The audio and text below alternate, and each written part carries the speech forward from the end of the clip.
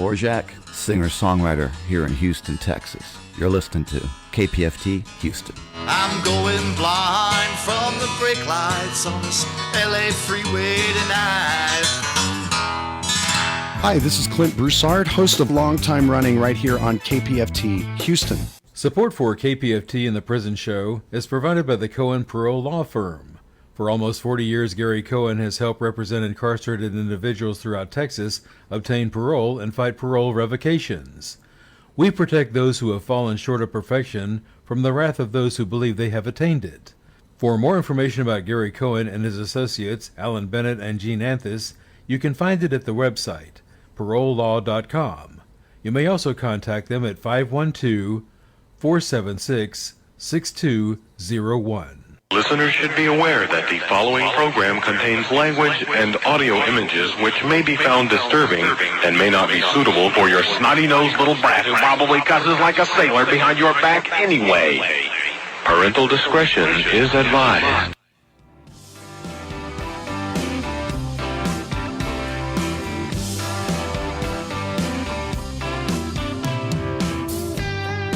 Daddy, I'm coming to see you. Visiting hours next week. Mama ain't been doing too well. I'll tell you more when we speak. And Billy's loving high school. He's out there blocking for JV. I'm sure he's gonna come around by the time you give a least. Friday night, the inmates go quiet. Listen for a voice they know. It's time to holler down the pipe chase and rattle them bars, because we're going to do a prison show for you right here at beautiful old, historic old, exciting new KPFT Houston, from the heart of Montrose, where we all hope tomorrow will be a better day. I can see your freedom. I will hold you once more. The men with no visitors, no money on the books. Remember, David's always gonna be here. You're never so alone. This saints my love. It's Friday night. The inmates go quiet. Listen for a voice they know. It's prison radio. Prison radio. And welcome to the Prison Show. As soon as I got myself situated, I swear David starts sending me messages, and it's like, oh, now I have to go back to where I was. All right. Happy Friday. Tonight is Friday, December the 19th. And it was a week from yesterday. Christmas is coming. Woohoo. I hope everyone's been good. Yes. David is wearing his Santa suit. Oh, I'm sorry. Santa shirt. He will be in his Santa suit next week. And I've got some decorations for our heads next week, and someone's going to be wearing a red nose. Not sure who that will be. Probably David, because he won't be this redneck. Yeah, well, you all put in. I'll have a red suit on with a hat. That means that there's no red nose on there. I put it on my truck. No, because I've got other headgear for the. Who's dinging? It's not me. Yeah. Who's dinging? I'm sorry. The treatment team knows I'm on live. I'm sorry. Yeah, well, the treatment team needs to move to the right. Okay, move this way, because David's going to start yelling at me. You got a microphone right in your face. Okay. You see, we're gonna be next to each other. Hey. Hey, girl. Hey. Okay. So tonight, David, as usual, has lined up a fantastic show for us. Mary Sue Molnar, the executive director at Texas Voices for Reason and Justice, is going to be calling in, or is on hold right now. Mashona? Is that how you say it? Mashona Turner, LCDC at Taylor Recovery Addiction Treatment Center, returning citizen who has worked for probation and parole and is dinging again. She's worked on the units and has been walked off the units. Woohoo! Brandy Adams, the Vice President of Operations at Texas Prisons Alliance, will be calling in. And, of course, me and Linda, the Death Row Angels, we're going to be on the show tonight with some updates. And, of course, as you know, Linda and I are here every week, but we are also at every execution protesting. So, let's start with Miss Mary Sue Molnar. She is on hold right now on line 1. Let's give her, hey, Mary Sue. Hey, good evening. How are you guys doing? We are doing fabulous. How are you doing this holiday season? Well, busy, which I didn't expect. But nonetheless, we have to work when we have to work. Absolutely. Yeah, I know that feeling. So what you got going on? Well, normally between Thanksgiving and the first of the year, it's kind of, a slow time for us, time to catch up and maybe answer some letters and, get things, paperwork done. But, man, they're keeping us busy. We are fighting residency restrictions in Fort Worth, Texas, and in Midland, Texas. Where? Midland? Midland, right. Oh. So, we've got members in both places. Of course, we have many, many more in Fort Worth than we do in Midland. And I guess everyone knows that if you are on the sex offense registry and you are on parole, you will have typically a 500-foot restriction where you can't live within 500 feet of a child-safe zone. But individual cities can impose their own ordinances, and many of them have, and some of them have gone up to 2,000 feet, basically making the entire city off limits. Mm-hmm. So it's a big problem, particularly in Fort Worth, because there are over 20 very well-run, privately owned halfway homes there. And if this ordinance goes into effect, they will pretty much be shut down.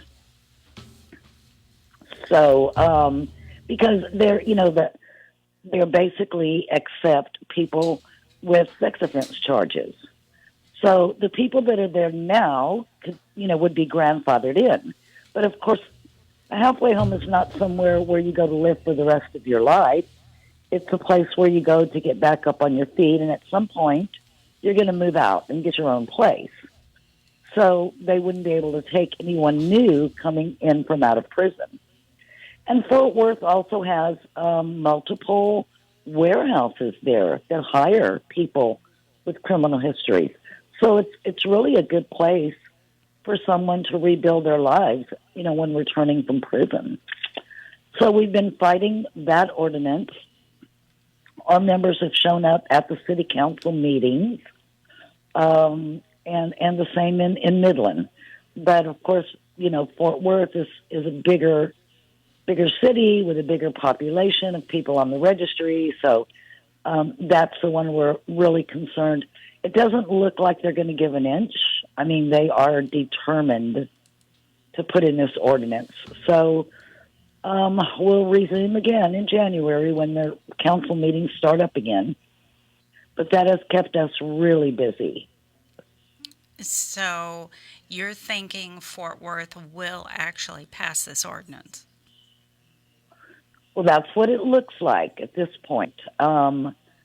Out of all the city council members, and we sent multiple letters and emails from, our members who live there, and from the owners of the halfway homes, and actually from some of the treatment providers who provide counseling there also sent letters. We gave packets of, information, all of the research, everything. We've given everything. And they don't seem to care about any of that. They just want to impose this ordinance. I guess their main point is that most of the little cities around them have imposed an ordinance. So, let's say that you want to move and you want to go home, and that city is close to Fort Worth, but they have an ordinance. So you'll move to the city where you can find a place to live, and that would be Fort Worth. So their concern is not that people on the registry are giving them any problem. It's just that more people on the registry continue to move into Fort Worth, and they don't want that. So, these public officials, they will do anything just to get reelected, whether or not it makes good sense. So it's been really frustrating trying to deal with these people, but we're still trying. It's not over. What's that old saying? It's not over till the fat lady sings. Mm-hmm. So she hasn't sang yet. So we're still going to work on it in January, and same with Midland. It appears that they're ready to pass. Pasadena does have that ordinance. I think Dave or somebody just typed that in to the comments. I believe it's the city of Pasadena that when I looked at their ordinance, I had to read it again because a child safe zone to them, to that city, is a school, a park, a daycare, a bowling alley, or a neighborhood. A neighborhood. So you can't live in a neighborhood? And that is correct, because one of my friends had that issue. They could not move into Pasadena. Yeah, there's nowhere else to go.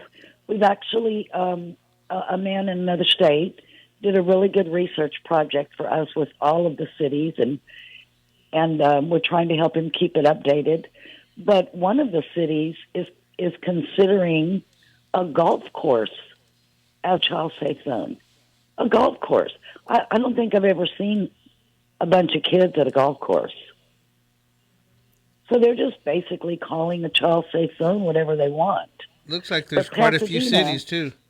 I see Carrollton, Texas, Louisville, Texas, Meadows Place, and Deer Park also. A ton of them. There is a ton. And we've got that list now, and we're going through it. And every ordinance is different. Some include movie theaters and libraries and bowling alleys. And it's like, for heaven's sake. I guess they think that they're going to be safer if people are living under the bridge, if they're homeless. That's not public safety. So I'm not sure where we're going to need to go with this, but it's going to be a tough legislative session, but we're going to have to start in January and try and see if we can get an interim study or something, because it's getting to where people who are trying to find a home plan to leave prison are not able to find one. There's nowhere to go. And it's not getting any better.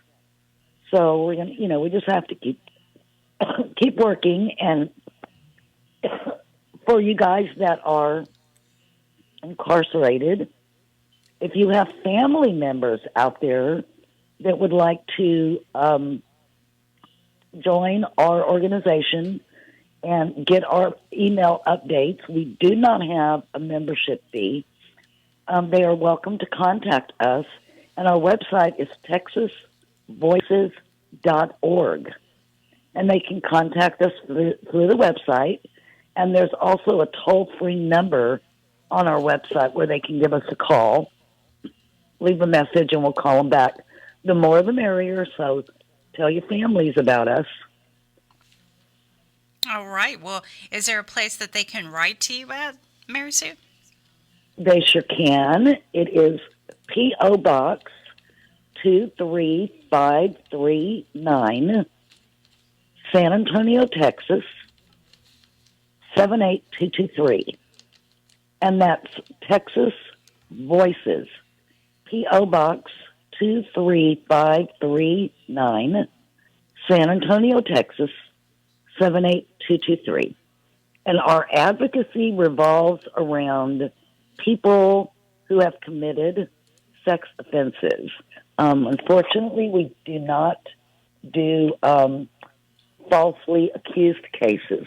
We don't have the resources for that, but we work on things like the public registry, residency restrictions, parole and probation, conditions and restrictions, anything related to that type of thing.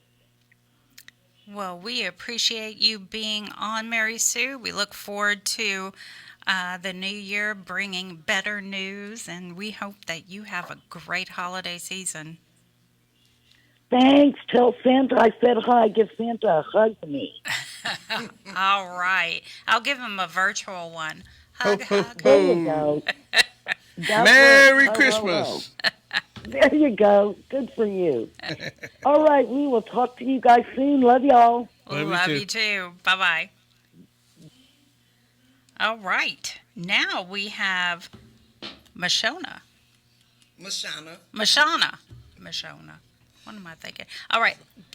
Remember, talking to the mic. Okay, so Thank you for having me. Yes, tell us. Well, first of all, why don't you tell us what LCDC means? Licensed Chemical Dependency Counselor. Licensed Chemical Dependency Counselor. All right. So tell us how you got into the field. Well, first, tell us about yourself. I'm a mother of Her mic don't sound like it's working. I'm a mother There of you two. go. Okay. Okay, is that better? Yeah, you were sounding like Gloria Rubeck for a while there. That's a joke. That's an inside joke. I'm a mother of two. I have 3 grandchildren. I work in recovery. I work with addictions. I work with the clients. I love working with the clients. I have to say that. Pretty much, that's it.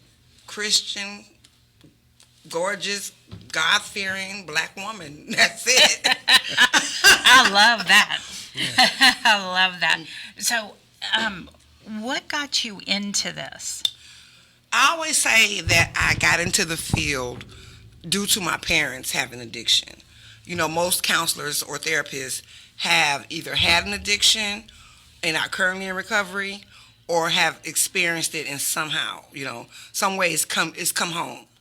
And so for me, my parents were addicts, and my mother was an addict, and I ended up coming to Texas when I was like 16.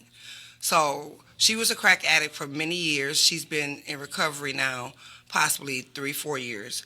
My father was also an addict, but their addiction looks different, because my father was very capable and functioning. My father could tear this building down and build it up in his sleep. So his addiction never looked like the typical addiction, where we see homelessness, incarceration, where we see theft and robberies, where we see criminal behaviors. It never looked like that. We may have saw some of the behaviors, but we never saw those behaviors. And my mother, her addiction as a single mother of 4 children looked like an addiction. Food shortages, no lights, utilities, basic needs unable to be met. So, of course, this caused a lot of resentment and anger in me. So I came here when I was 16. I had quit school. I literally quit school because I didn't have clothes to wear.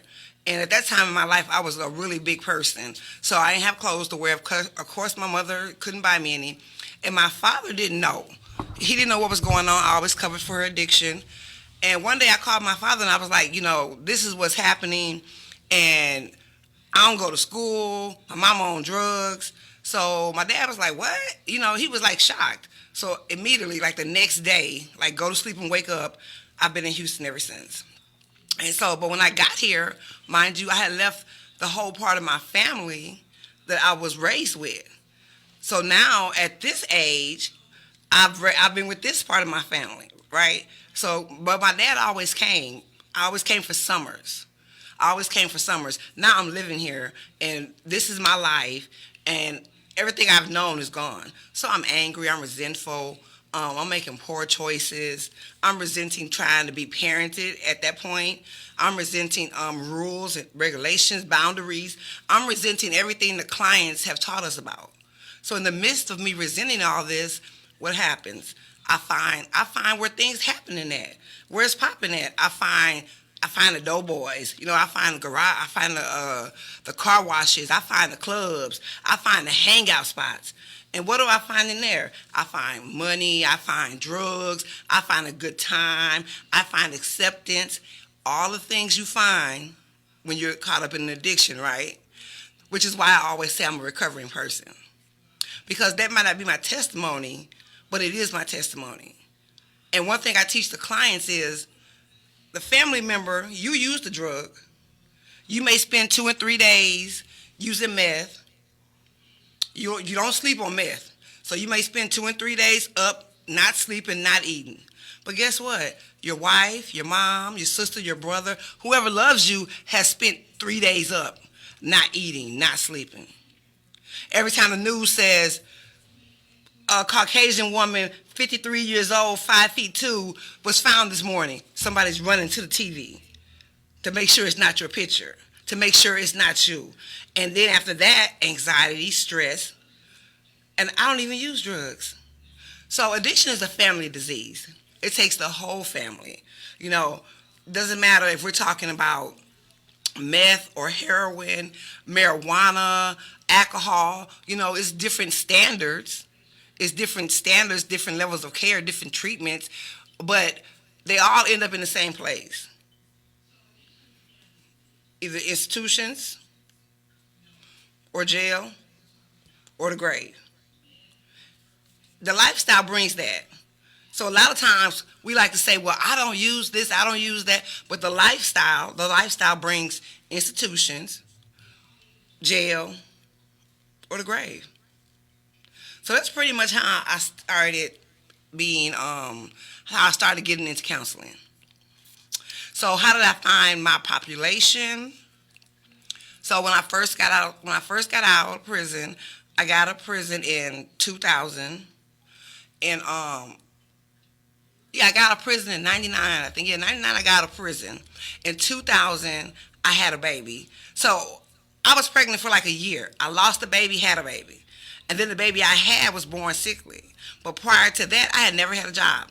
And so I went to jail for like a year. Then I'd come home.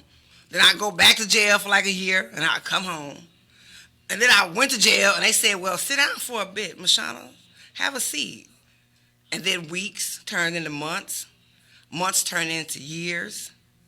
And now I'm trying to, oh, wow, wait a minute. I better sit down. I better pay attention. And when I went to prison, but I want to say this, I absolutely feel like prison changed me.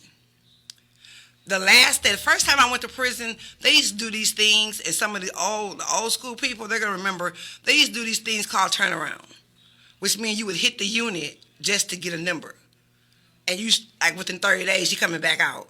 So I did a turnaround, and I just came back out. But every time I was in prison or in jail, I was getting resources. And I don't mean resources like jobs and preachers and halfway houses and food banks. No, resources like who can make them checks and where you live at and who can do this. So I was coming home with the same thing. My life changed when I came home. I did 5.5 years in prison. I came home. I went and got my son the next morning. No, that night I went and got my son. He was at my father's. The next morning I went to parole. I took that $200 check, took my son to Family Dollar and bought him some clothes. And then I went downtown to the Star of Hope, and that's where my son and I stayed until we received housing. I had to change the behaviors. So that was the first step in me not going back to prison. And I had never had a job, as I said earlier. I had never had a job before that. So I didn't have any skills. But while I was in prison, I had gotten a GED and I had started going to college. So I would get jobs, but I had to quit them. I had to quit them because I had criminal behaviors. Like I would steal. Like I would let people come through the register And then I had to stop that because I'm not getting fired. I'm quitting because I'm scared parole coming. I'm scared the police gonna come. I'm scared somebody gonna figure it out and take me back to where I came from. So I had to stop all of that. And when I say stop it, I mean I don't buy stolen goods. I don't buy food stamps. That's not what they were intended for, so it's against the law. I don't buy bootleg items. You come into the nail shop, I don't want none of your Tide Pods. I don't want none of this stuff because it's stolen. So I can't be a part of that. I have to change the same thing we tell the clients in addiction, people, places, and things. I can't go to the club with you. You know, that's going to start a trickle effect. I can't go hang out at the car wash. I can't do this, you know. So slowly, as I put them things out of my life, I began to walk in a recovery lifestyle. And walking in a recovery lifestyle for me means being honest and giving back. And I feel like when I work with my clients, when I show up for my clients, I feel like I'm always giving back. And, you know, prison is hard. People go to prison and when they get home, they don't have no jobs. They don't have nowhere to stay. You know, people don't want to give them a second chance. I went to look for an apartment one time recently, and I said, well, how far did you go back? The lady told me 99 years. Really? I don't know if it was sarcasm or if it was the truth, but what I do know is Texas does go back. They go back and they go back and they go back. You know, it's the same for getting a job. Sometimes when you're trying to get a job, they can get a job. We'll hire felons, but then there's certain felons we won't hire. You know, I have a client right now, he's struggling to get a job. And he's struggling to get a job, not because of his background, but because of this last case. You know, I have clients that come home, and the lady that was speaking earlier, you know, sex offenders, they're like, really, all I can do is support you and maybe hope the family reunites with you. Because society is looking like, nah, this is not working. You know, so I feel like it goes both ways. I feel like from being inside, I understand that we do things and we want another opportunity. And from being outside, I understand that sometimes it's just hard for us as humans, because we're human and imperfect and judgmental, to give you another opportunity.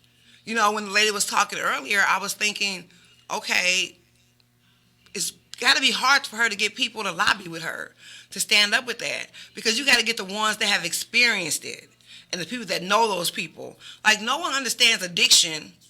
No one respects addiction or the professionals until it's their child. And then it's, can we talk? What do I do? Where do I go? Why is she doing this? What's happening? It's a lot of questions then. It's a lot of questions then. It's a lot of respect then. It's a lot of, I want to know how to help then. But we got to help before. You know, like our reentry program. City of Houston has a reentry program. It could be 5,000 times better. A lot of the clients like to come home and get their CDL, and they go to free for all trucking school. But guess what? Now they don't have any money for Texas. You know, so the things that they need, and I wish I had the time just to go around and present myself to these people and say, just give my client one chance. If he messes up, he messed up. But give him a chance. Give her a chance. But it's hard. Very hard. Now, when you say your client, and we have how long, David? About a minute. A minute. Okay. Let me get, do you accept letters? Letters to my job, my office, to me? You. What they writing me for? If somebody... Because you've been on here, they're going to want to write you. They're going to want to write you. You guys, I'm sorry. This is not like public speaking, like going to the church and doing a podcast. I'm in the whole studio, so it's the first time. It's a different look. I'm sorry. That's okay. Girl, that's okay. No, sometimes they want to connect with you if by chance they're fixing to get out. You know, all for like resources and things. Yeah. Well, I don't have a P.O. box, but if I had a P.O. box, I would be open to that. So they could write to you all. Yeah. To me, in care of you all, because we're gonna stay in touch. So Absolutely. They can definitely do that. Okay. And everyone knows our address, right? It's 226 Chipmunk Trail, Shepherd, America. 77371. That's sarcasm. I got one question, though, before we go, and I know I'm probably taking up a little bit of time, but why did you get escorted off the unit? So I spent a few years in management, and one of my duties was clinical supervisor, which means I had interns to supervise. There was another supervisor. I felt like she kept attacking my interns. So her and I would constantly get into it. It's like I would audit and she would audit. So every time she audited, my interns got a stack up here.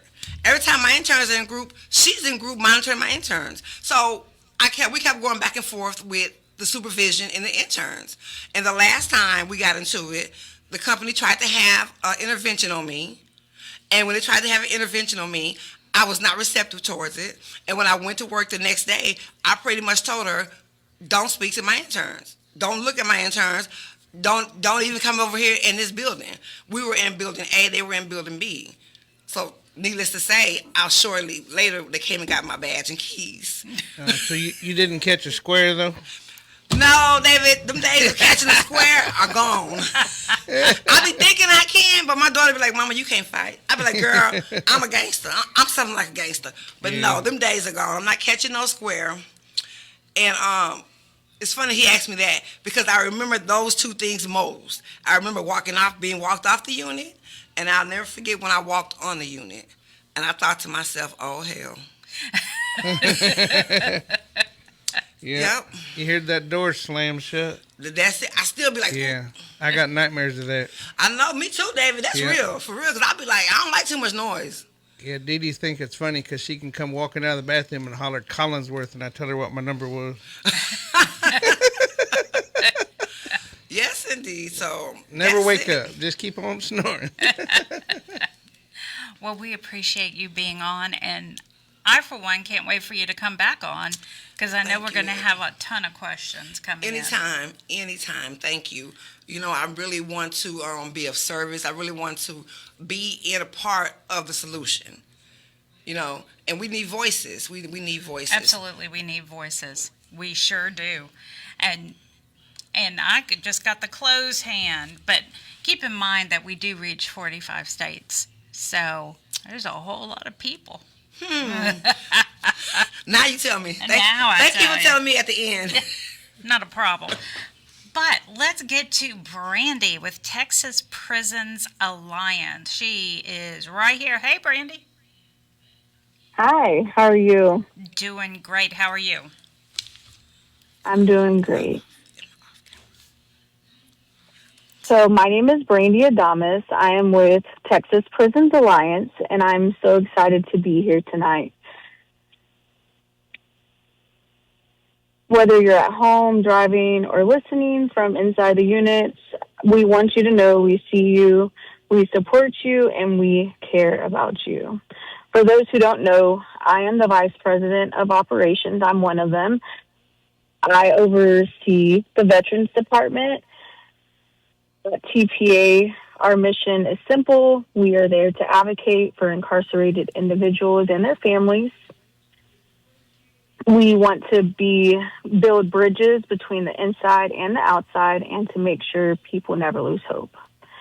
It's truly an honor to be here with y'all tonight and share some of the work that we've been doing. To our ambassadors, the heartbeat of what we do at TPA, your ambassador introductory packets have officially been mailed out this week, so please keep an eye out for those. There may be a little delay because of the holidays, but they're on the way to you. And if you aren't an ambassador yet, we'd love for you to join us. This is a great opportunity to give back, lead by example, and help us bridge the gap between units and the outside world. You can write to us at Texas Prisons Alliance, P.O. Box 1563, Pearland, Texas 77588. And let us know why you would like to be an ambassador and how you like to help others. So over the past few months, our Veterans Department has been doing incredible work. We've been connecting with veterans who've served our country and are now facing a new kind of battle. the battle to rebuild their lives, faith, and purpose. We hosted a cocoa and cookie event for veterans inside several units this past week, and it was beautiful. We brought hot cocoa and cookies to both ADSEG and the veterans. You could see the smiles and gratitude. Sometimes the smallest things mean the most, and the moments remind us of how important compassion can be to those that are inside. We've also launched our Adopt a Vet program, where volunteers can write letters to incarcerated veterans to offer hope and human connection. It's not about money, it's about meaning. It's about reminding our veterans that they are not forgotten. If you'd like to get involved, reach out to us. We love to match you with a veteran to support. TPA is also collecting holiday hygiene donations, deodorant, shampoo, toothpaste, feminine hygiene products. You can donate through our Give Butter page or Amazon wish list under Faith and Freedom Ministry Hygiene Drive. Recently, we've been doing a lot of meaningful work at Memorial Unit, and that experience has been incredibly humbling. We were able to go inside and serve cocoa, coffee, and donuts to staff and those working in administrative segregation.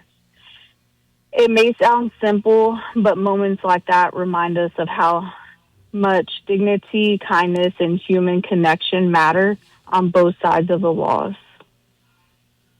Looking ahead, we're excited to share that we're planning a New Year's Eve luncheon to honor all service workers, including those assigned to ADSEG. Our goal is to recognize the people who show up every day, often unseen, and remind them that their work and sacrifice matter. Our Faith and Freedom Ministry is also something we're incredibly proud of. That ministry is officially booked out for the entire year of 2026, and we're super excited about that. As we continue our Hope Behind the Walls ministry tour across multiple units, the excitement and response from both inside and outside have been overwhelming in the best way. One event that is especially close to our hearts is the Sugar Plum Soiree. It's going to be a father-daughter dance we will be hosting at select units in 2026. A daughter's first love is her father. When incarceration creates separation, those bonds don't disappear, but they do need nurturing. The Sugar Plum Soiree creates a space for healing, connection, and memory making, even within the prison setting. It's also restoring dignity, strengthening family bonds, and reminding both fathers and daughters that love and hope still exist.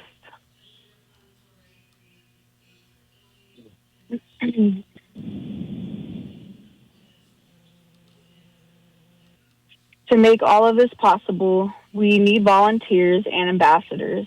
If you believe in second chances, faith, and family, there's a place for you with TPA. Whether you write letters, donate, or simply share a post, every act of kindness matters.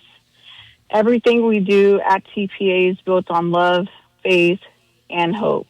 We believe no one is beyond redemption, and everyone deserves the chance to be seen, heard, and supported. Are y'all there? Yes, ma'am. I was fixing it. Oh, it got quiet. No, that's okay. I was fixing to say that y'all have a lot of great events coming up in the future. Can you We do. Yeah, can you explain a little bit more about the ambassadors? Because I've had a few people ask me questions about that. Yeah, so what they do is they're basically like the go-between between the units and us. So they'll write us a letter letting us know that such and such is going on, and then we can advocate on their behalf. So they're a go-between. So it's easier for us to have one person that we can reach out to on the unit that can let us know things that are going on, and then we can advocate on their behalf. Okay. I know at one point when Tatiana was on, she had mentioned that they were looking at getting someone on death row and restrictive housing. Have y'all accomplished that yet? That is a Tatiana question, but I don't believe we have yet. Okay. All right. Well, I'm sorry. That's okay. Hopefully, in the near future, you will get that going. And how did you manage to get start up? You said the sugar plum or the dance with the daughters. Yeah, so that's still in the works. Tatiana and Christina are working on that.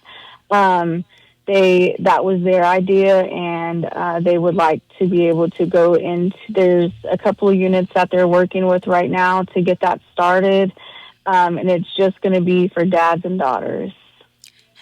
Do you know if they've tried to get anything started with the? Yes, there's 2 units, I believe, that they that have gave us the okay for it.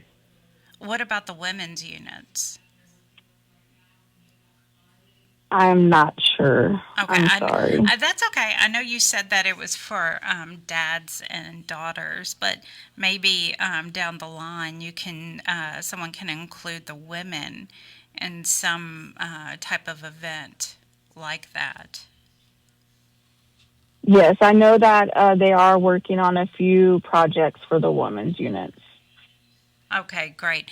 I through the years that I've been doing the prison show, I know that the men's units typically have more programs offered, and I know we've tried in the past to work with other groups to get some things going for the women's unit. So it is important that they have something also.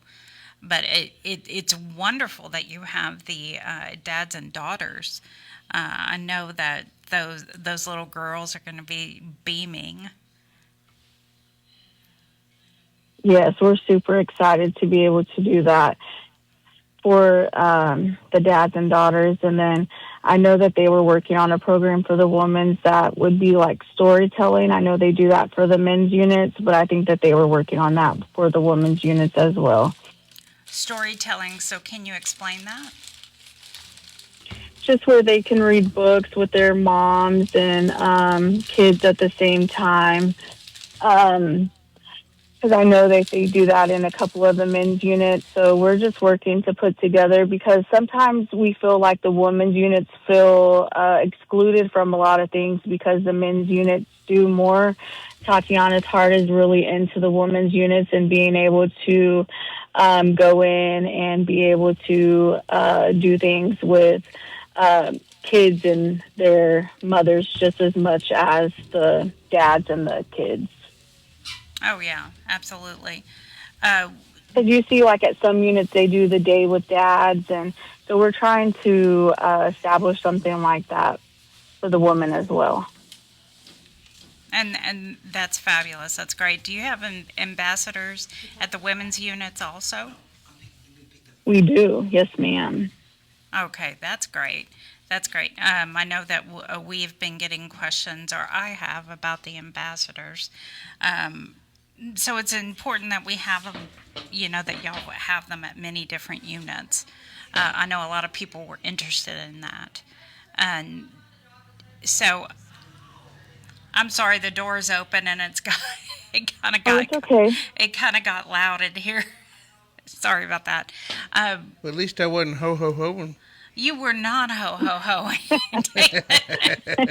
and we appreciate that. Mashona had her granddaughter out there a while ago, and she was yelling, "Hi, Santa Claus!" How cute. Well, we appreciate you being on, Brandy, and we look forward to having TPA on again soon to spread some more good news. That was a lot of information. Yes. Yep, that was. Yes, before I go, I just want to say to everyone listening inside, you are not forgotten, and you are seen, loved, and believed in. And to the families that are listening as well, thank you for your love and your strength. And to all of our volunteers and supporters, thank you for helping us continue to grow and serve. If you would like to learn more or get involved, please visit us online at our website, texasprisonsalliance.org, or you can write to us at Texas Prisons Alliance, P.O. Box 1563, Pearland, Texas 77588. Thank you so much for having me tonight. Merry Christmas. Happy New Year. Merry Christmas to you, too. Have a great New Year. Thank you. Bye. Bye-bye. All right, now it's time for Linda and I to get our segment. And Linda, you may not be in the picture. That's okay.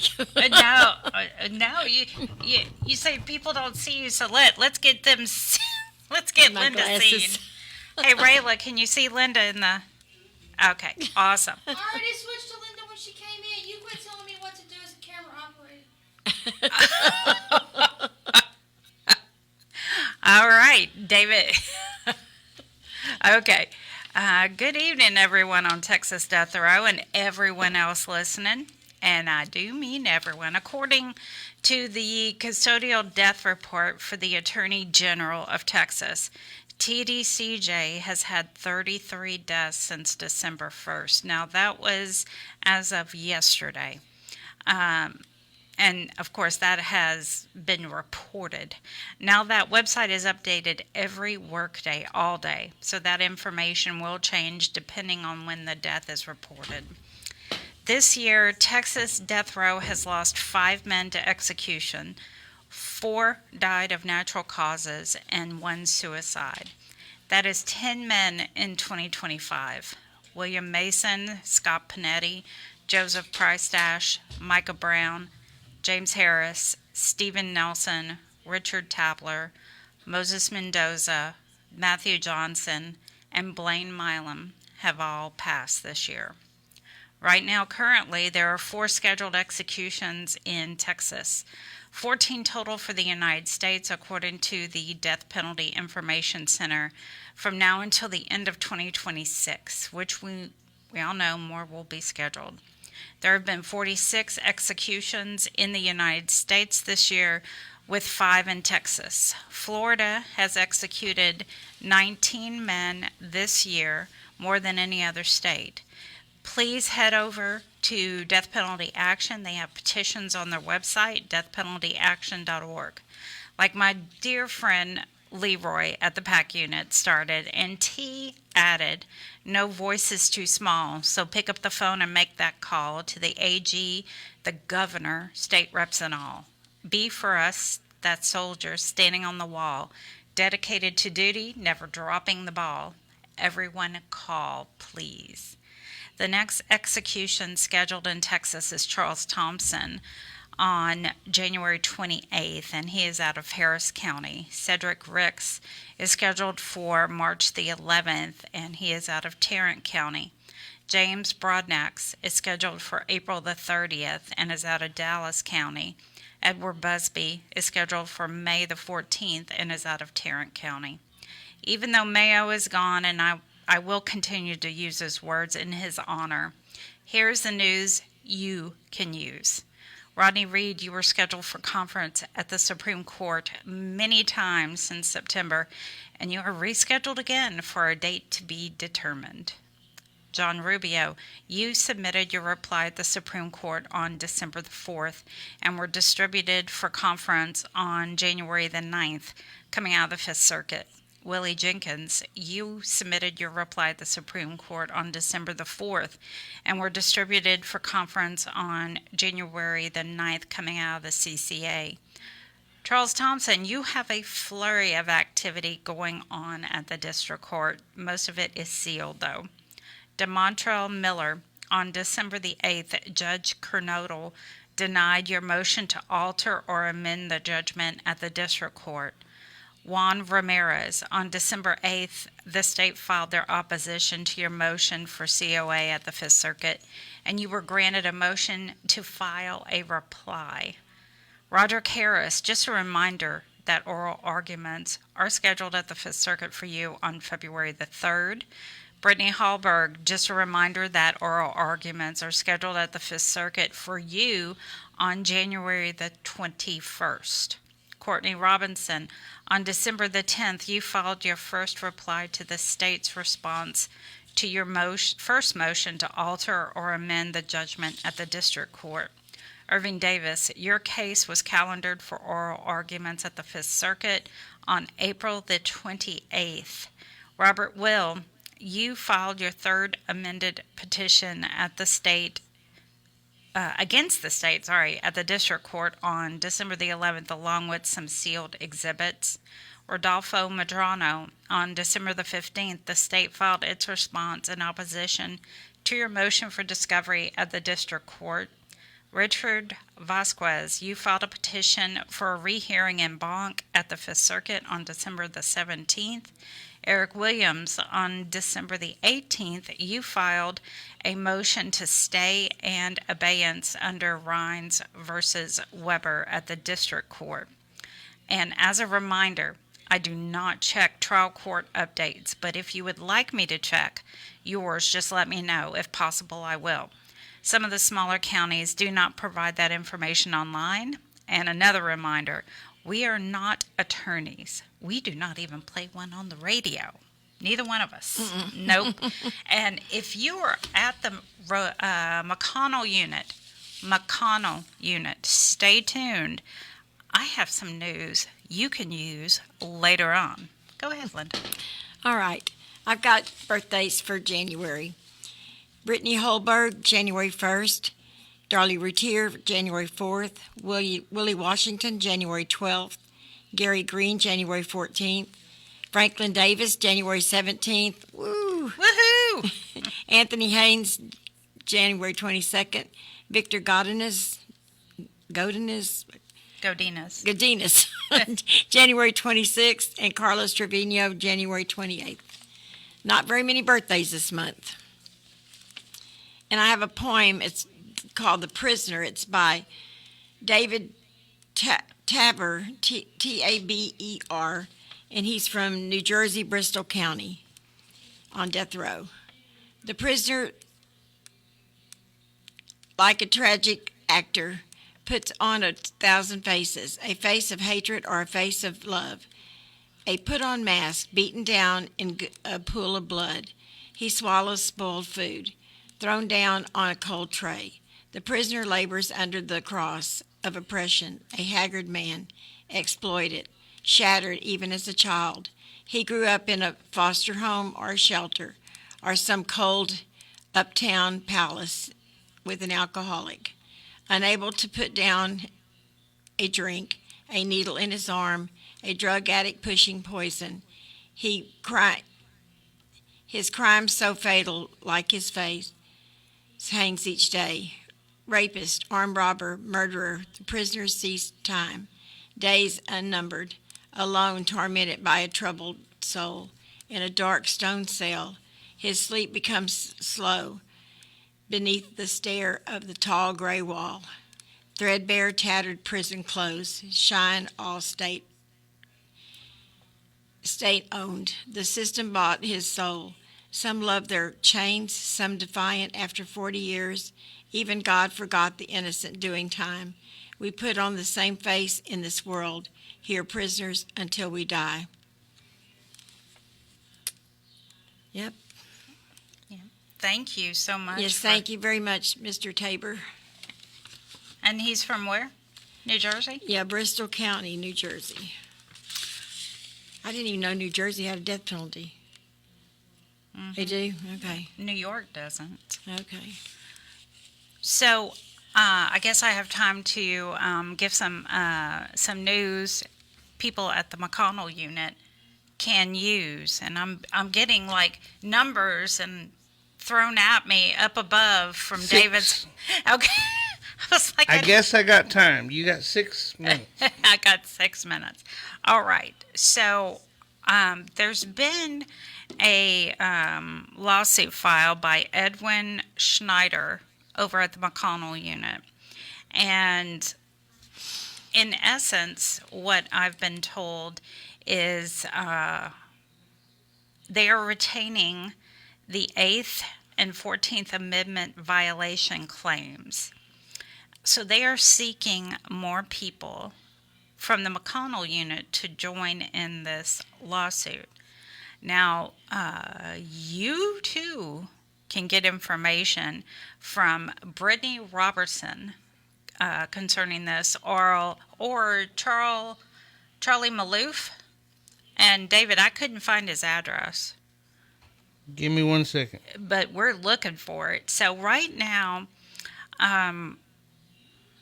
they're concentrating on the McConnell unit. But again, this lawsuit was filed by Edwin Schneider in the Southern District of Texas.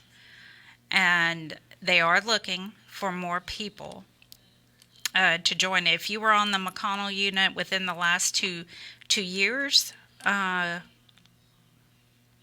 previously in restrictive housing, then they would definitely like to hear from you.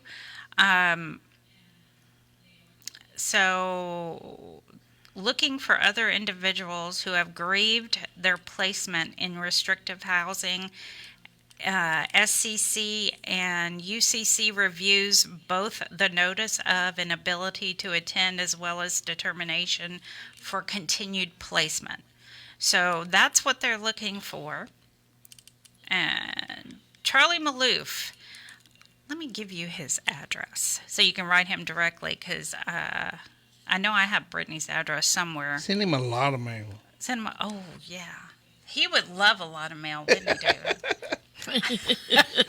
Pile that P.O. box full. Yeah. Oh, and it's not a P.O. box. Oh, maybe it is. Well, that's even better. Oh, yeah. No, there's a P.O. box. Yeah, it's 11900 Jollyville. It's kind of like you, David. Jollyville. Oh, oh, oh. JOLLYVILLE Road. And that number is 200804, Austin, Texas, 78720. Let me give you that. You better spell Maloof. Yeah, better. Okay, so it's Charlie Maloof. LALOUFF. What? M-A-L. It's M-A-L. I thought you said L-A-L. You said L-A-L. Laloof. Laloof. I said Laloof, yes. Yeah. Shows you how my day's been going Watch today. him get a bunch of mail like that. Yeah, maybe he should. Laloof. Okay. MALOUFF. And the address is 11900 Jollyville Road, number 200804, Austin, Texas, 78720. So if you've been in the McConnell unit in restrictive housing, have grieved any of that, any of the situations in there, have been to UCC, SCC, write them. Or maybe if you haven't been, write him anyway. He would love to hear. Everybody within the sound of my voice. Write Charlie Maloof. Wait, it's Laloof. Oh, yeah. Charlie Laloof. No, Maloof. Maloof. We want him to get the mail. Yeah, we want him to get the mail. I want to see how many letters can fit on his desk. Yeah, that would be awesome. And, you know, he's helping Mr. Schneider with this lawsuit, so wouldn't that be great? And he helps a lot of people. He does. He really does. He's been helping quite a few. And we everyone appreciates him. Now what? Now what? You got 30 seconds, 33 seconds. You going to use it? Right to the Death Row Angels at 226 Chipmunk Trail, Shepherd, Texas, 77371. Linda and Danny. Woohoo. All right, let's pay the bills. Pay them. You're listening to KPFT, Houston.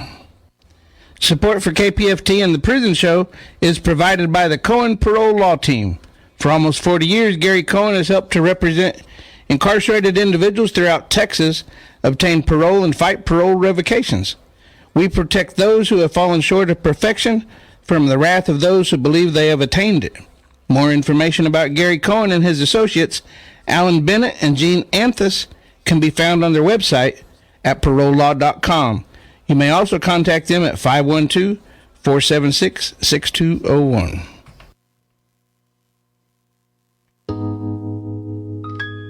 Yeah. This one's for the women who walk the hardest road. Linda Daney, the Death Row Angels. Listen.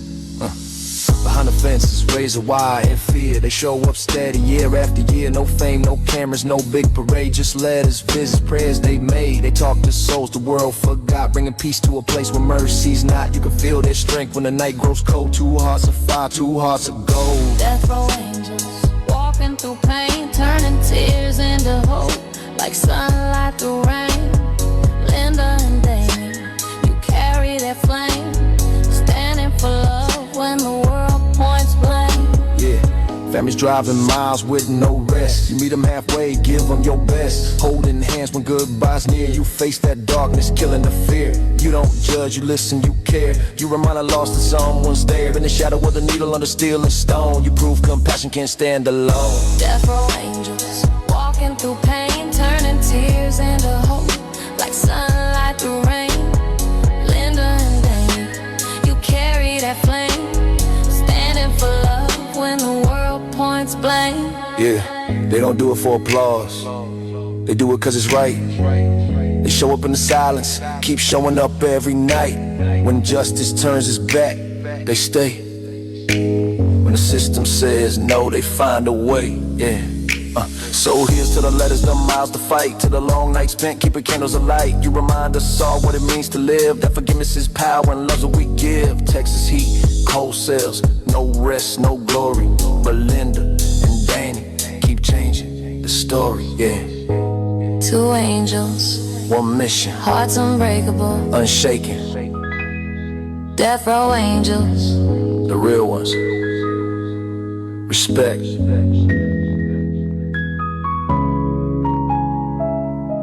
Respect. Woohoo! Thank you, David. Got to get the boogie down. Was she dancing in there? No, not this week. Not this week. Okay. That's a pretty good tune. It is. It is very good. We love it. And then here Linda is talking in the background without a microphone. I know, but I heard what she said. She listens to it when she's going to bed. Yeah. Her and the cats get down. And she's still talking. All right. Let's get to Rosemary, who's been holding. Yes, I am shouting out to Kendall on Cofield. Well, shout out to him. Go ahead. Kendall, this is your mom shouting out to you at Cofield. If you've never done it before, you talk to Kendall just like he's sitting there, except he can't talk back. I've never done it before. Yeah, I understand. That's all right, and it's kind of weird. But look at his picture and just talk to him. He's listening. He's laughing right now. Hi, Kendall. I know you're surprised. This is your mom. Up at 9:45, after 9:45. Shouting out all the way from Mississippi to Texas. Woohoo! To say I love you and I look forward to seeing you after Christmas. Love you. Bless you. That was wonderful. That was really good. Thank you. Thank you. Call us back next week. Yeah, we're going to have a Christmas show. I will call back next week. Yeah, we start calls next week at 9 o'clock. You don't have to wait till Okay. 9:45. You can call us earlier. Thank you. Yes, Thank ma'am. you. You all are such a blessing. God bless you all. God bless Keep you it too. up. Thank you so much. Happy holidays. Thank you. Bye-bye. Happy holidays. And while I got a second here, let's make a shameless plug. Now, next week is our Christmas special. It is on the 26th, but anybody can call us at 713-526-5738, option number 2, beginning at 9 p.m. Central Time. Y'all check our Facebook page for all the states. We're in 45 states, so anybody that can hear my voice, call us and get a shout out. I'd probably be better off if I can make a list on Facebook of what states we don't reach right now, but I mean, 45 states, that's a lot. So I imagine if you can figure out a state, it's probably there. So, right, Danny? Right, David.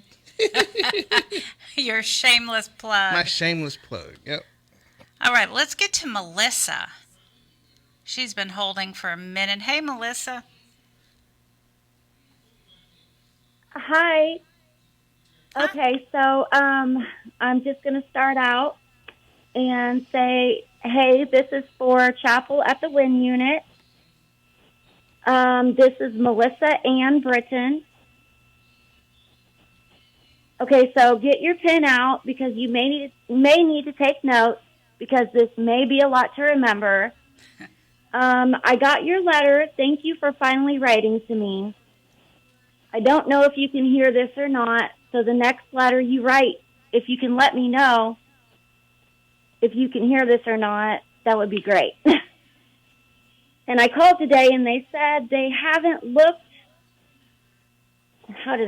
Sorry, I pre-wrote this. Okay. They said they haven't looked to see if you requested yet or not to put me on your list. So I'm not on it yet, but I think it's only because they have not seen it yet. Try to stay out of trouble, okay? So we can have video visits and so I can come see you this summer possibly. And also so we can try and get you transferred to Indiana. Also, I wrote you a bunch of letters on Securus from this September until I think around October, and I didn't see any replies about that in your letter. So I want you to ask them to look and print all of those letters out to you because maybe they did. But because you won't go to your ordered place, they are just sitting waiting on you. So you may not get them unless you ask them to be delivered to wherever you're at right now in that unit. Or just ask them to go ahead and print them out again. I'm going to go ahead and call them on Monday and see if they'll go ahead and print them out again and see if they can, specifically deliver them to that place that you're at.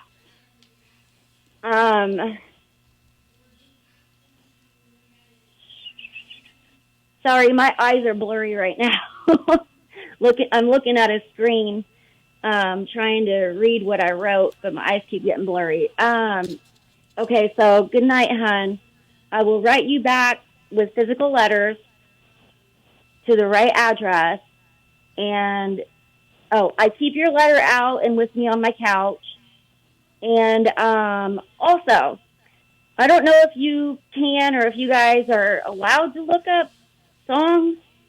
But if you can, Mr. Chappell, look up a guy by the name of Nicky Gracious. You may have heard of him already. I don't know. He's actually from Indiana, but he's a really good Christian rapper, and he sings really good songs. I like him.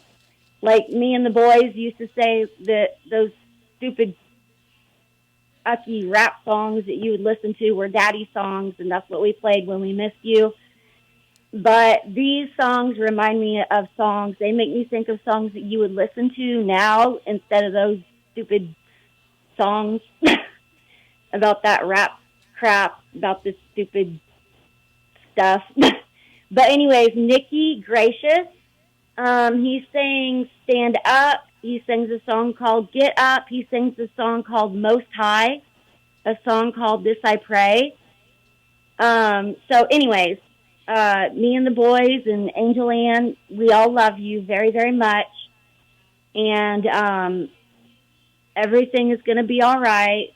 Good night. I love you. Me and the kids all love you. Big hug. Night, hun. All right, I'm done. All right. Thank you, Melissa. Thank you. You guys have a good night. Thanks. You too. Bye-bye. All right. How about Nana?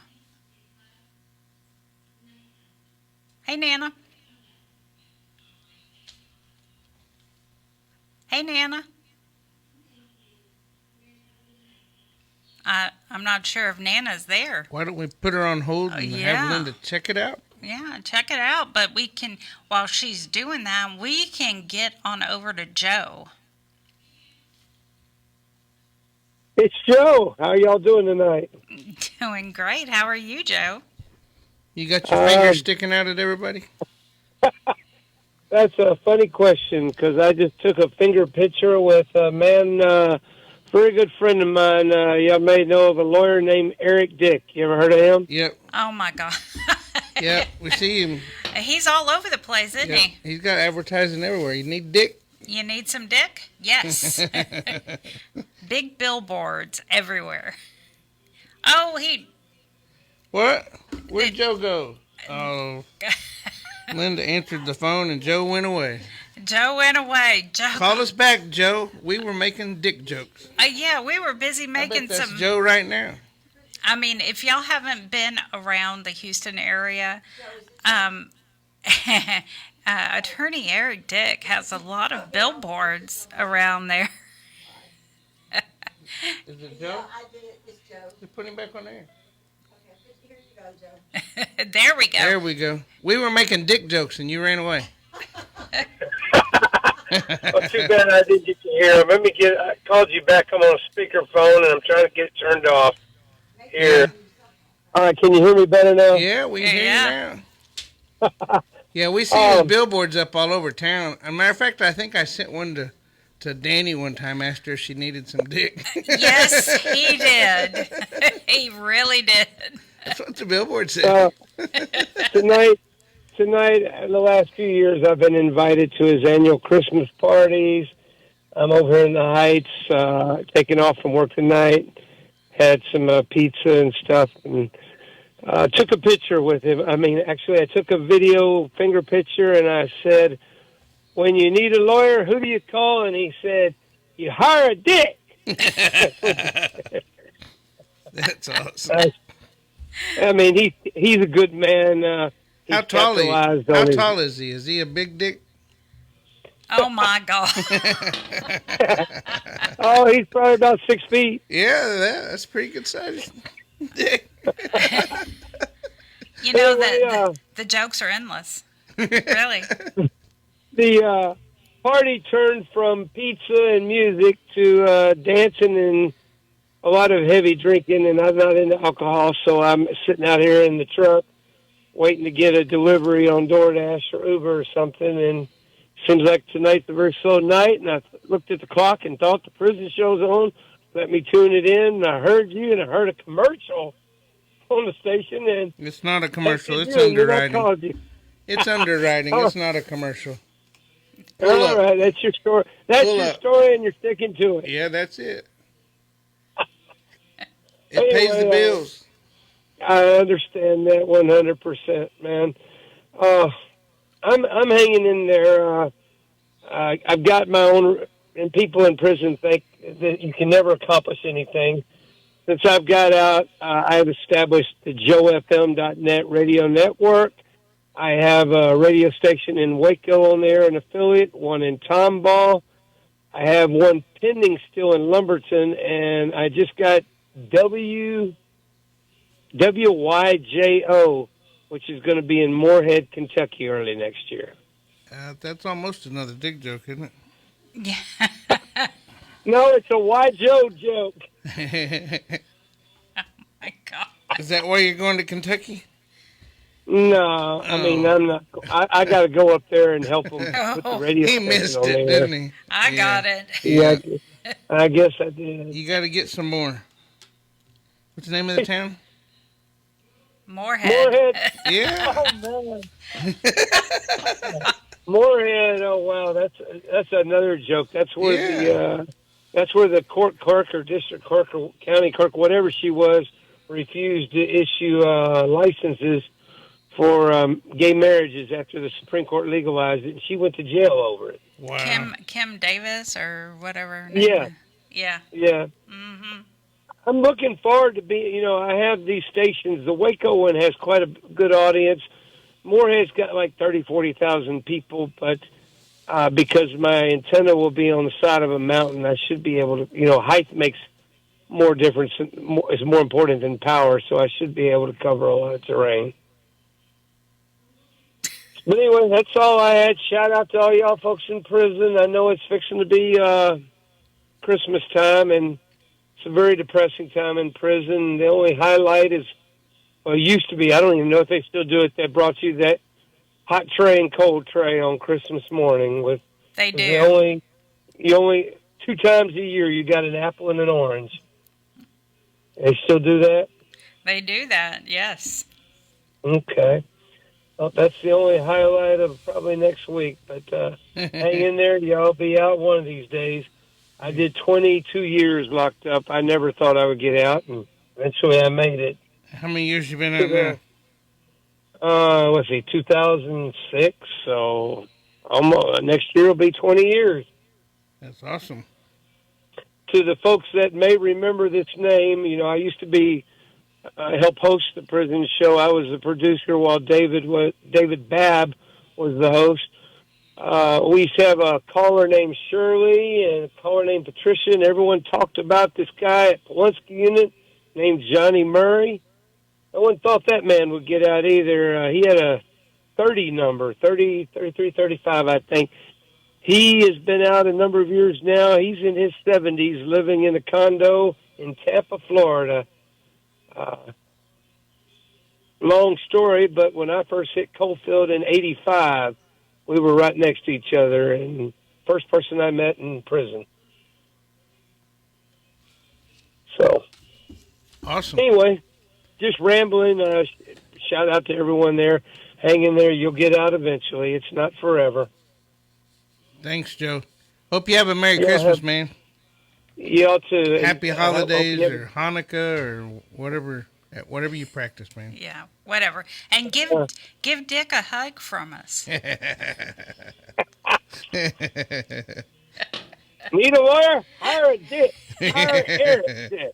And you need to get on back and get you some more head. Oh, my God. Yeah, have a good Endless. All right. Later, man. Bye-bye. All right. Now I'm lost. I'm lost for words. Yeah. Let's go to Ann. Yeah, let's go to Ann. Okay, I was like, where's Ann? Ann's right there. Let's do Ann. Hello, my Black Panther. I hope you're doing well. This week I was deeply touched by an experience you shared with me. I couldn't possibly imagine it given your personality today. We sometimes forget that people has overcome many challenges to become who they are today. I found a poem that perfectly resonates with the message I want to share with you. You are enough. You are not the noise of the world, but a quiet strength it cannot steal. Not the wounds you hide in shadows, but the light that dares to heal. Every flaw you see in the mirror is a story of battles you have won. Like the cracks in a weathered stone, you are shaped by what you have overcome. You are not a fleeting moment, but the rhythm of an eternal song. Not a question waiting for answers, but the truth that's been there all along.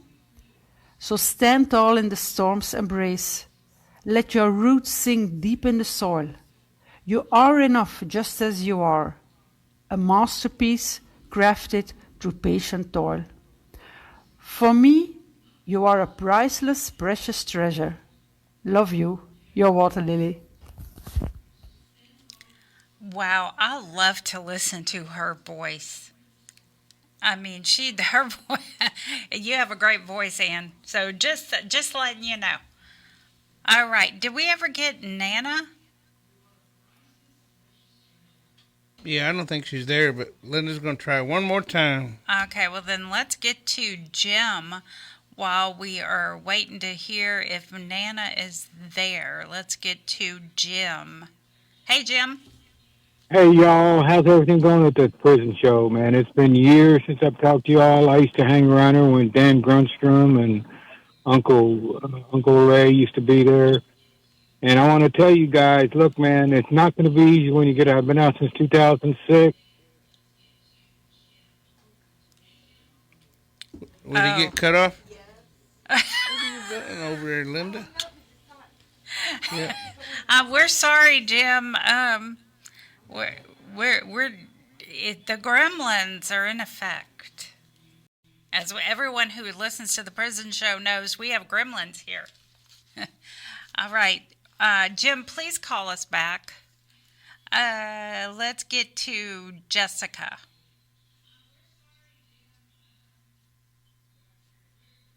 Hey, Jessica.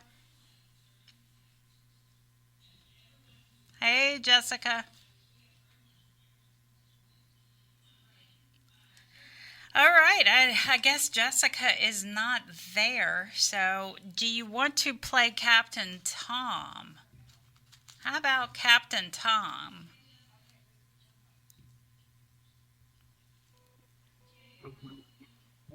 Hello, David. How you doing out there? This is Captain Tom. Hello, Linda.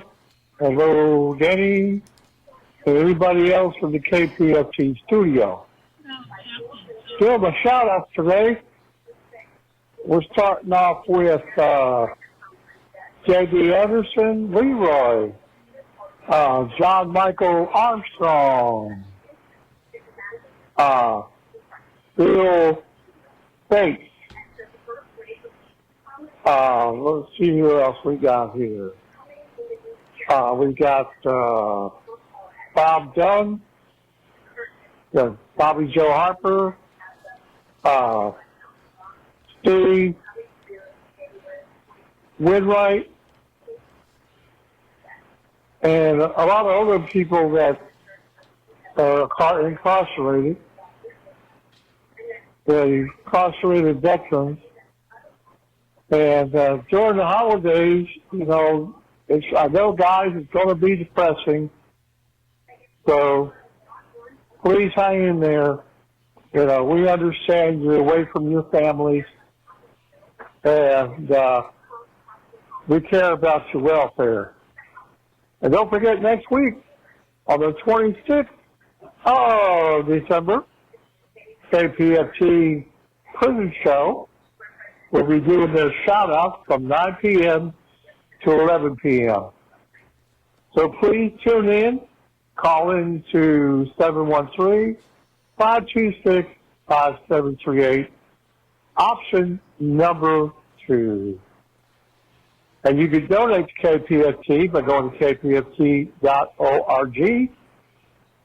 or call 713-526-5738. And you can text the word GIVE to 713-526-5738.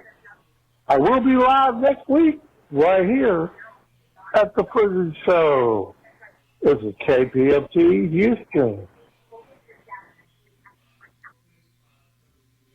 All right. I think Jim is back, correct? Correct.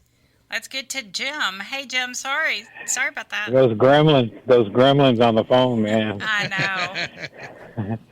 All I want to do is add some words of encouragement to the guys in there. Look, I've been around. I've got 4 TDCJ numbers. It took 4 times for me to learn a lesson. I'm 62 years old now, and I'm working 3 jobs. I'm doing good. Believe it or not, the state of Texas says I can have a gun in my house for protection when 5 years post-discharge of parole or probation. So that's legal. Watch out for the feds, though. Yeah, the feds go by what state law you're going under. Yeah, I'm not sure about that. If they raid your house for IRS or some other weird something, and you got the gun, you will get in trouble. Now, if you got it in Texas comes over there, they don't care. Yeah, I just stay away from feds. Yeah, that's the same thing they're doing with the weed. The state says you can have it, but the feds have actually raided folks for having it. Well, there's some new legislation going on that Pam Bondi started where an ex-felon, no matter the case, except there's like 4 different cases that you can't have to be able to get a gun 10 years post-discharge. And you know who started that was a friend of Donald Trump was Mel Gibson, because Mel Gibson wanted to own a gun, and he couldn't own a gun in California, so Donald Trump got with Pam Bondi, and Pam Bondi's working on legislation where anybody who's depending on the crime, 10 years post-discharge, anybody can have a firearm in their house, even if you're an ex-felon. So brush up on the laws and get a lawyer first before you do it. Like, I work for lawyers, I work for private investigators, I work at a bar, I'm a night watchman, I do all kinds of things. Got my own apartment. It took a while, but it can be done. You can't give up, because remember, a dead-end street is just a place to turn around, y'all. Yeah, I hear you. Hey, whatever happened to that lady that used to sing, "You are my sunshine, my only sunshine"? It's not a lady, it was a girl, and she grew up. Her grandma. Grew up? I talked to her grandma last week, I guess it was, but all those little girls that used to sing for Tokyo, they're all grown up now. They got kids. Oh, wow. Yeah. Wow, man. Time went by freaking quick, bro. Yeah, I know. I mean, I started listening in 1990, I guess, and I listened to them girls until I got out in 96 the first time. And the last time... Do they ever call in the show anymore? When did we see them down there, Danny, whenever we had that reunion over at KPFT on Love It? How many years ago has that been? A minute. Yeah. Whatever happened to Dan Grunstrom? I don't know. He's not around anymore. I'd have to look that one up. A lot of people left. A lot of people passed away, too. Yeah, I'm still kicking. But I'll keep checking in with y'all. Y'all, Merry Christmas. Y'all don't give up. Don't friggin' give up, man, because things can happen for you out here. All right. We got to go, man. We got a lot of callers. Thank you, brother. All right. Thank you. Boop. All right. How about Miss Patty? Hey, Patty. This shout out is for Beto Garza Kaminsky. Hey, mijo. Calling. Say hello. I love you. I miss you. I'm watching the Alabama-Oklahoma game. We're all good. I'm having trouble with my dogs. I'm sure your mom told you. They're a handful, mijo. They're worse than when Aaron and Amanda were kids. Oh, my gosh. They're terrible, mijo. Anyhow, Anthony's working, doing okay. We're all good. Stephanie says hi. We love you and we miss you, puppy. Bye, guys. Thank you. Thank you, Miss Patty. All right. How about Eva? Hey Trey, how are you? So I hope you had a nice visit yesterday with your mom and daughter. Hopefully everything went fine and you got to see them. Yeah, congratulations to your daughter for her perfect homework paper. I mean, you don't have to tell her, but congratulations. And I'm glad that you got your proud daddy moment. So yeah, I'm going to send you a shout out also on the 27th. Oh, 26, man, I'm telling bullshit on the shout out. The 26th and the 2nd. As you know, I won't be in Germany on the 2nd. But I will still try to send you something so that you have something to listen to. Anyway, Trey, I wish you a nice weekend and a good next week. I would love to see a smile on your face as always. Be good, Trey. Bye, Daddy. All right. How about Eva Maria?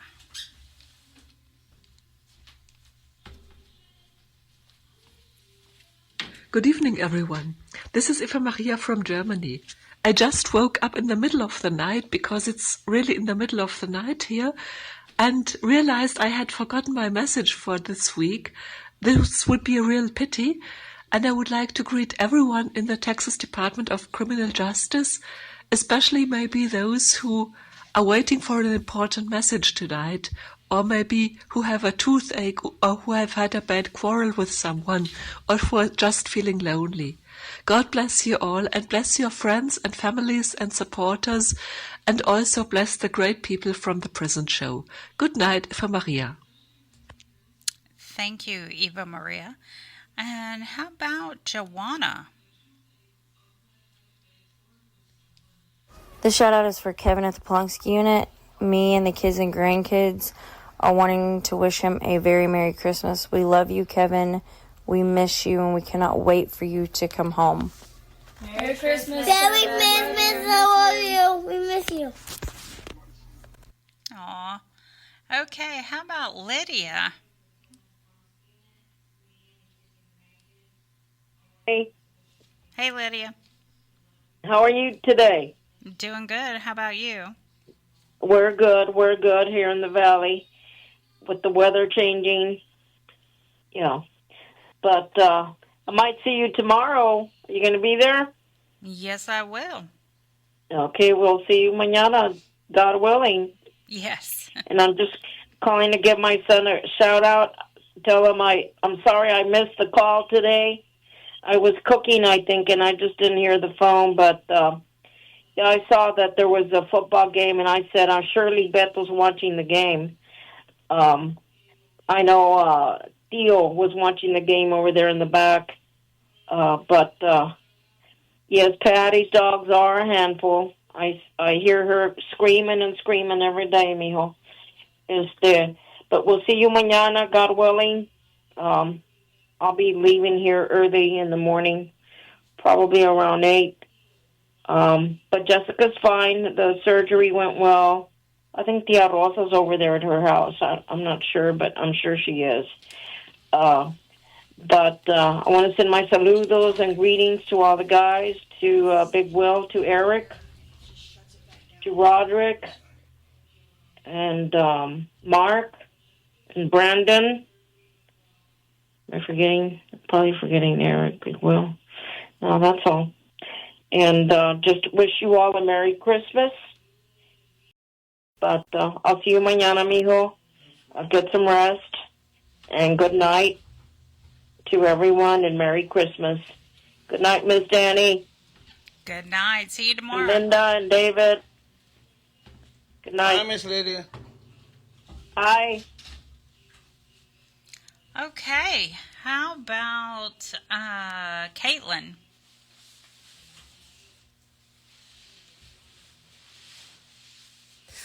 Hola, Beto. How are you? I hope that you're in good health, spirits, staying safe, and that you are smiling. As for me, all is good. I'm here with Belle, and she is just having some food. Yeah, so she's being a good girl today. The weather here, yeah, it's raining at the moment. But yeah, again, what is new with that is it nearly always is raining.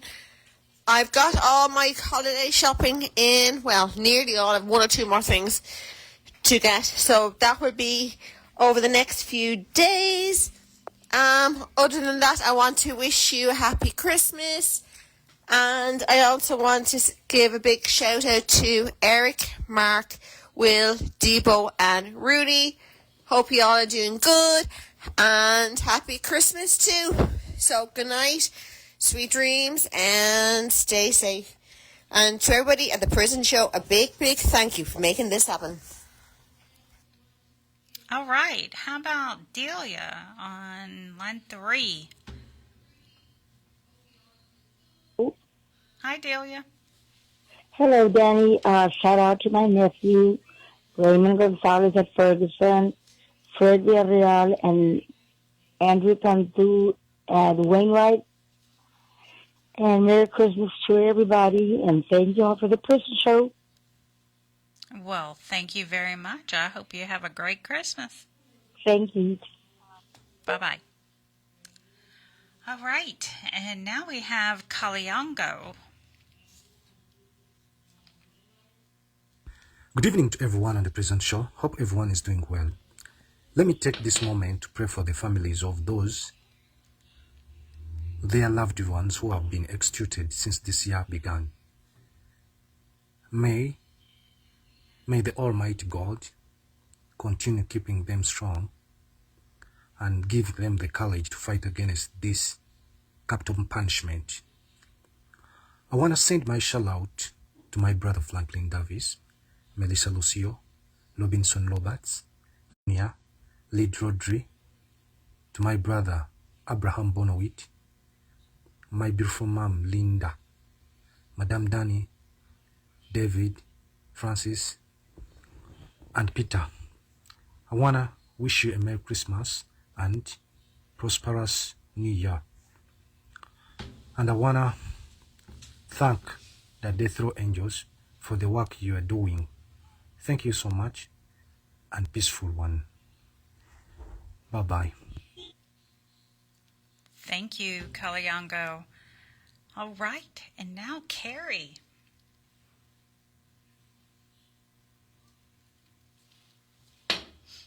Good evening, everybody. As you can tell, this is Kerry from Over the Pond. This is just a general one, wishing everybody listening, family, and everyone else that's listening, you know, those who are incarcerated, a very Merry Christmas, Happy Holidays, Happy Hanukkah for all those who are celebrating, and just wishing you all a very, you know, as best as you can. If those who are struggling this time of year, huge hugs, and just really, just generally, just sending all my love and hugs from across the pond. And, you know, a big hugs to all those at the Prison Show for doing this. Danny, Linda, David, and those who are listening. And for those who I speak to in the chat, it's been lovely getting to know you guys. You are all amazing. And, you know, just generally, hi. Hope you're all well. As I say, sorry I've been a bit missing in action, but unfortunately, time zones and busy. You know, just wanted to say hi and wishing you a good show and happy holidays, Merry Christmas, and, you know, there you go. As I say, oh, sorry, I'm just talking off the cuff. Right, you take care, everyone. Lots of love. Bye. Well, thank you, Carrie. All right, now Kiki.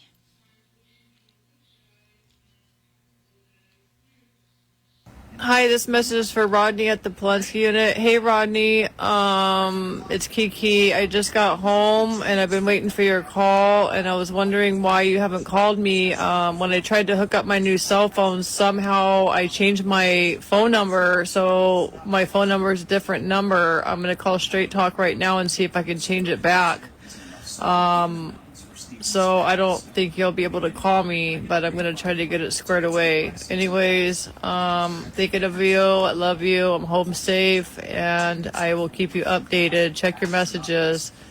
I will hopefully talk to you soon. I'll let you know what's going on. Thanks, Danny. Thanks, David. Thanks, Linda. I appreciate you guys letting me leave Rodney a message tonight. Anyways, I'll see what I can do and try to change my phone number back. I was wondering why you haven't called me back. Don't worry, I'll get it squared away. I love you, Rodney, and I miss you. Let me call Straight Talk and see what I can do. I don't know what happened, but they changed my phone number. Check your messages. I'll keep you updated. All right, have a good night, everybody. Happy New Year and Merry Christmas. Thank you. Thank you, Kiki. The good news is she got it fixed. Oh, she did? Yeah. Oh, good. She texted me a little while ago. Oh, good. Well, that's good. Make sure to call her, Rodney. All right, now, Crystal. I'm sending out my love and support to my husband of my life, Daniel Dorsey, a.k.a. Little DD Foreign. One of his hottest songs, 100 Bricks. You can go listen to it on SoundCloud. Also with the song First One, when he releases, he will start Foreign Friday. Free little hen that's doing 55 years on Pulaski unit. I love you, babe. I just want to say, freedom's right around the corner. Keep your head up. We're right there, baby. All right. Thank you, Crystal. And Manuela. Hey, good evening, everybody. This is my shout out to my sweet and precious beloved dream husband, Robert Robertson. Hey, baby, I do hope and pray that you are all right, that you are good and healthy. I want you to know that I'm always thinking about you. I pray for you every day, that everything will be well. I miss you so much, and I wish that I could be there with you at this time and forever. Be with you, my baby. You are my only one, my dream husband, my love, my big, big, great true love of my life. And I'm so very grateful and honored and blessed and happy to have you in my life. You changed my life to a better. Since you are in my life, my world has become a better world than before. Through you, I learned that love exists, and your love is the best thing whatever could happen to me, and you are the best thing whatever could happen to me. And I never want to lose you, because I can't imagine my life without you, baby. My world would go down without you. Well, I'm all right. I'm good. My day was good, busy, and blessed, because our dear and almighty God woke me up this morning. I got your e-messages today, both of them, with your sweet and precious Christmas cards. I thank you so much, baby, for this. It means the world for me. Every one of your e-messages. Baby, I love you with all of my heart, unconditionally, always and forever, for infinity, my baby. I wish you a blessed night, sweet and blessed dreams, and please never forget that I love you, only you. Good night, my sweetheart. I love you.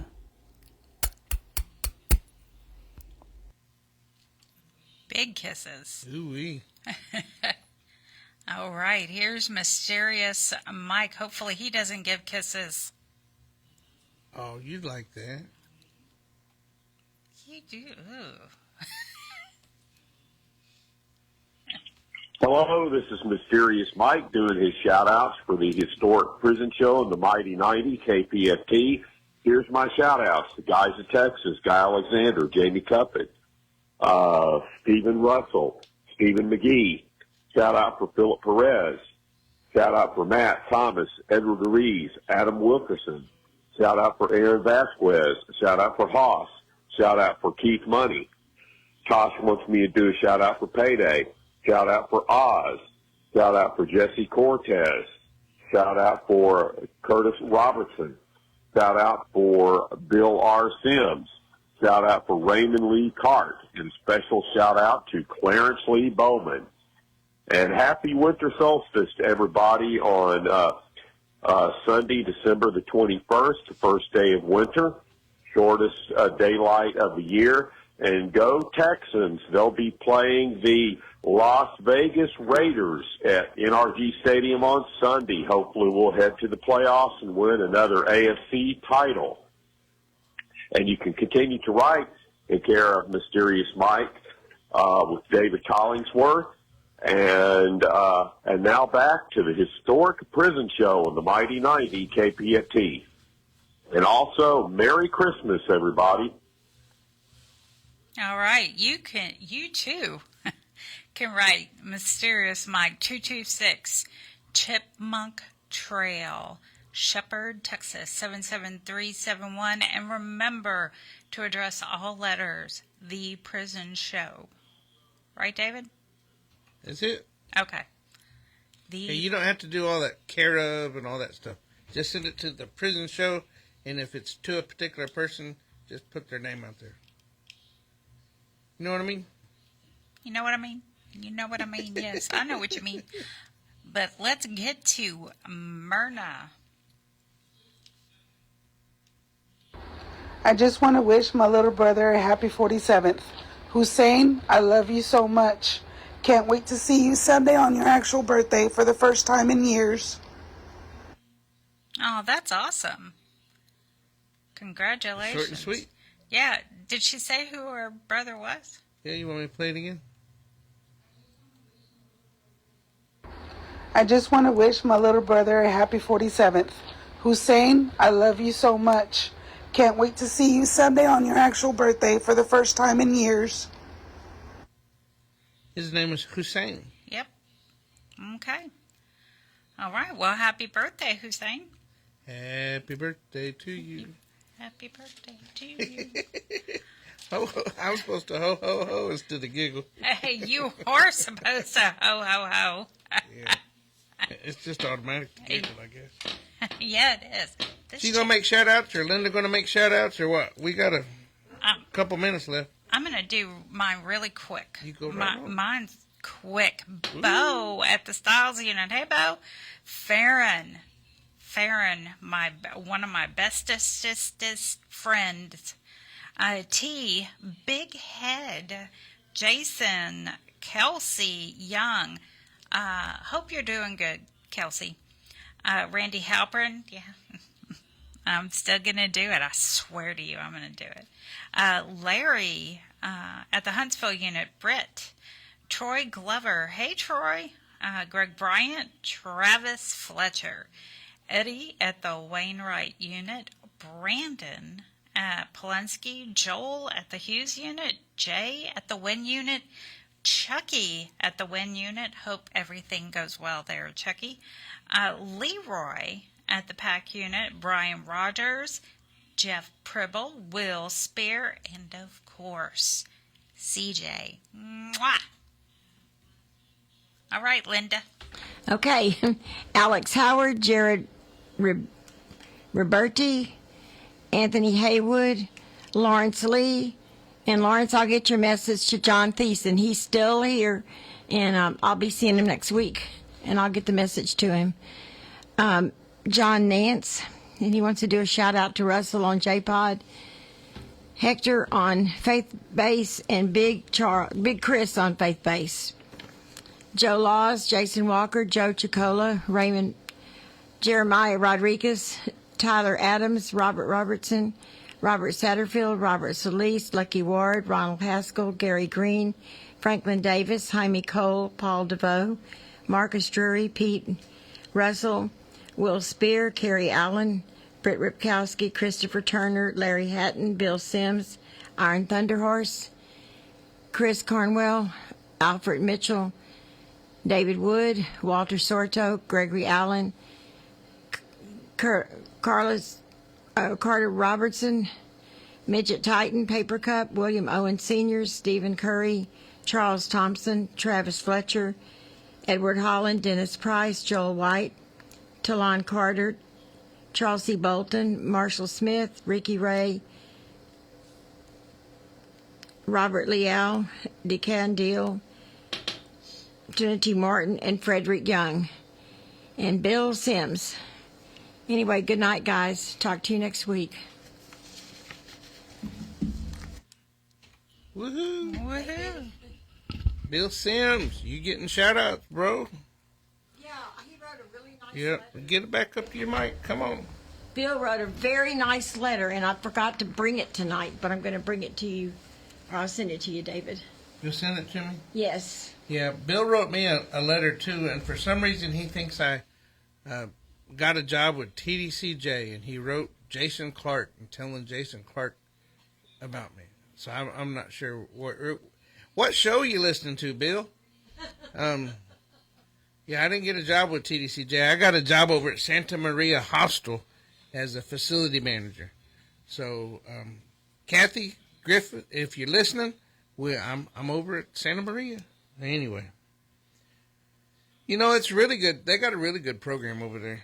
And I'm not going to be a part of the program. I'm a maintenance guy. So, hey, Danny, did you see where we made the top 40 podcast list? I did see that. Yeah, looks like I wrote them because some of the information was wrong. But it's still a pretty good honor to actually make the list. Yeah, it is. Millionpodcast.com. We made the top 40. I think we're way down at number 23, but that's still, hey, we made the list. We did make the list. You know how many podcasts there are? There really are a lot of podcasts. I know. So, thank you, millionpodcast.com. We appreciate that.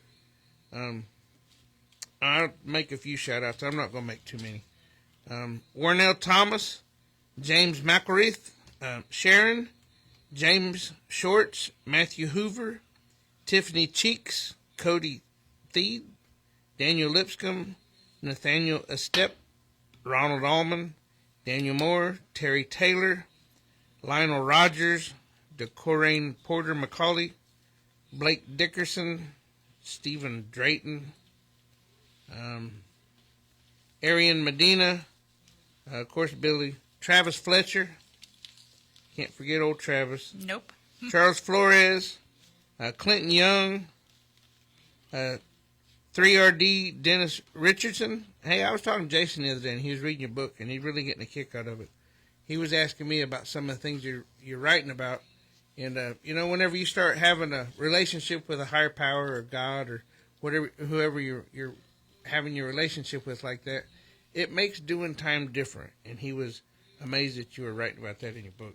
He said there's a lot of helpful information in your book, and anybody that's starting out doing time needs to read the Prison Survival Guide.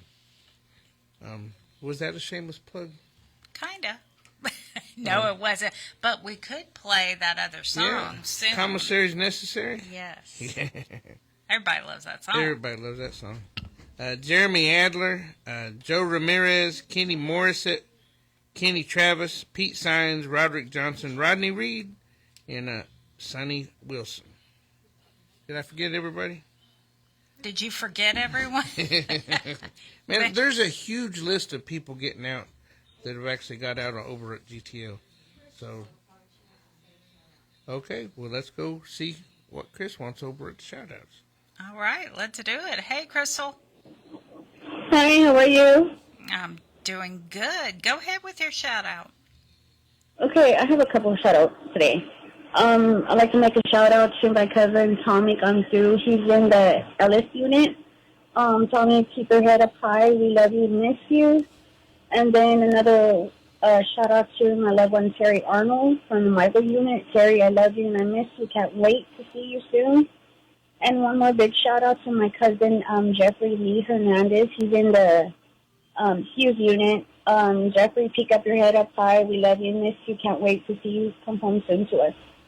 His cousin Crystal. And another bigger shout-out to my cousin JJ Orendai from Hondo. He's in Kentucky. Keep your head up high, JJ. We love you and miss you. And I want to wish you a happy Merry Christmas to all the people that are in the TJC prison. You know, next week we're having a Christmas special, right? And you can call us at 9 o'clock and make shout-outs. Okay, that sounds good. Yep. But remember, when you call, make sure you don't say the whole name with the units.